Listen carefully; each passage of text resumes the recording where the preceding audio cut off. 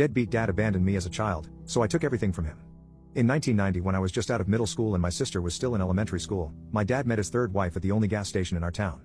They soon moved in together, and my dad abandoned us in our basement apartment for a nasty houseboat that didn't run so he could live with her. He would show up every other week and give me $40 for groceries. Eventually someone figured out the situation and called my mom. We went to live with her, which was, believe it or not, worse. My dad and his boat wife got married in 1991. Not long after, she called me and told me my dad's brain tumor had returned even though it hadn't, and she said that he couldn't handle the stress of being around us. She said the only people he could bear to be around were her and her son Shorty, who was my age. When I called my dad to ask if this was true, he said it wasn't, and he just couldn't believe that she would say that to begin with. That was one of our last conversations we ever had until 2 years ago. I worked my way through college, living in my car from time to time. My dad and I had no contact, but I heard from my family that he bought a house and put his son through some vocational classes. When my grandmother died, Shorty and boat wife showed up in a truck and took all the furniture and anything else that wasn't tied down or already gone. Eventually I went no contact with my dad's side of the family. I struggled for years, decades really, but I made it and I have a great job and a good family now. The best revenge is living well, right? Well, 2 years ago I got a call from my dad's brother Alan. He told me my dad was in a nursing home in another state and I needed to go see him because he needed my help since Shorty had ghosted him. The nursing home, coincidentally, was about 20 minutes from my house. I saw an opportunity and I went. The reunion was underwhelming. I didn't want to make amends, but I did want to hear how he wound up dumped and all alone in another state. And it was a really good story. Boat wife got lung cancer and put my dad in a nursing home before she died in 2017. She suffered and I was happy to hear it, but I was sad it wasn't SS cancer. Shorty became his power of attorney when she died and had been visiting my dad, living in my dad's house with his 2 children, and taking care of my dad's affairs since his mom died. But now he was missing and my dad was worried about him. He asked me to drive the hour and a half to his house to check on everything. That's all he wanted. He never even asked me how I had been. I agreed to go mostly out of morbid curiosity. I'd never even been to my dad's house. I did want to see where he lived with his real family for 30 years. I wanted to see what could have been my life. It was 50 shades of effing awful. The grass hadn't been cut all summer. You couldn't get to the front door because of the overgrowth. There were 3 pickup trucks in the yard, 2 were full of trash. Cabs and beds and backseats, just trash. I couldn't understand it. My dad's modified SUV was on 4 flats and full of garbage, too.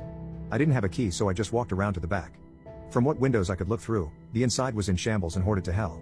On the front and carport doors were dozens of notices from the city that they were going to condemn the place. The garage was also hoarded. Boxes and boxes stacked on each other, most rotting from the rain. The yard was full of garbage. There was a letter in the mailbox notifying him that since the house was abandoned, mail would not be delivered anymore. That night, I googled powers of attorney and how to use them. I went back the next day and showed my bedbound dad the pictures on my phone. He vowed to beat Shorty's ass, then asked me to help more. I told him I would, but he'd have to sign the power of attorney over to me. All of it, financial and medical. If he didn't, he could figure this shit out by himself. He agreed, so I set about finding a lawyer who would drive to another state and do the paperwork in the nursing home. Bless that lawyer for being so good at his job, because all I did was tell him what I knew and he put together a beautifully bulletproof power of attorney. It was full of stuff I didn't even know I would need. He also filed the paperwork to revoke Shorty's POA and now I'm unstoppable. We're from a small rural town and it's the kind of creepy landlocked place that, no matter how long you've been gone or how far away you've been, when you go back, you'll see someone you know. Even if you don't know you know them. It's suffocating but it can also be helpful. I got to work the next morning. I didn't know how scorched the earth would be when I finished, and I didn't want Shorty or anyone from his inbred family trying to find me, so I made sure nothing I did had my name on it. I opened a Google account for my dad and got a Google number. I opened a P.O. box for him in his town. I put in a mail forwarding notice. I pulled his credit report. I took the POA to my dad's small town bank, changed the address on his accounts and got new account numbers. I requested copies of every transaction back to the day boat wife had died. I had to go to the main branch 2 hours from my house the next day to pick the records up. I sat in the lobby all afternoon going through the account. I cornered a service rep and got a crash course in his debits and deposits. This is when I figured out the extent of Shorty's staggering stupidity.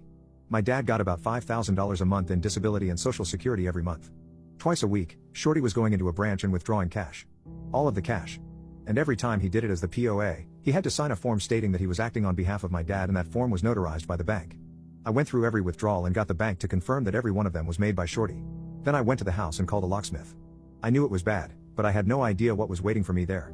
He got the first door open, and the stench rolled out like a fog bank. We both gagged. 2 locks later, I was so embarrassed by what he had to see and smell that I gave him a $60 tip. With shiny new keys in hand, I called the cops. I told them I was POA for my dad, was checking on his house, and there were 3 vehicles there that didn't belong to him. He asked me if I knew who they belonged to. I said no and I wanted them towed. He told me to call a tow company and he would meet them there. They showed up with 2 wreckers. The tow truck guy got out and asked me for a signature. I only signed my first name. As I was signing he asked, "Do you know Shorty?" Running on pure hatred at this point, I surprised myself and asked, "Do you?" He said he did and that he's an a-hole. I responded, he might be. Hey, can you do me a favor? If you see him, will you tell him that I'm coming for him? His bravado evaporated. He knows a crazy beach when he sees one. They towed the trucks. When everyone was gone, I opened the door in the garage to peek in. The sun was going down and it was dark in the house. I heard something faint, and after some seconds realized it was the roaches and the rats doing their roach and rat stuff. I could smell it all in my hair. I sat on the carport steps and watched the sun go down. I was mad. Just so cosmically livid that 72 hours was all it took to dissolve 3 decades, and here I was, stinking and listening to the rats and cleaning everyone else's poop up. Taking time away from my family, and for what? I had a coming to Jesus with myself. I could either bow out now or double down. And the thing is that I'm tenacious to a goddamn fault. I had to be to survive, and this was a bone I couldn't put down. The thought of Shorty's life being upended, his only source of income disappearing literally overnight, and my dad having to hear, secondhand from me, that he's broken alone, made me absolutely giddy. I desperately wanted them both to lose what they had left. I decided I was going to triple dog down, and my real plan began.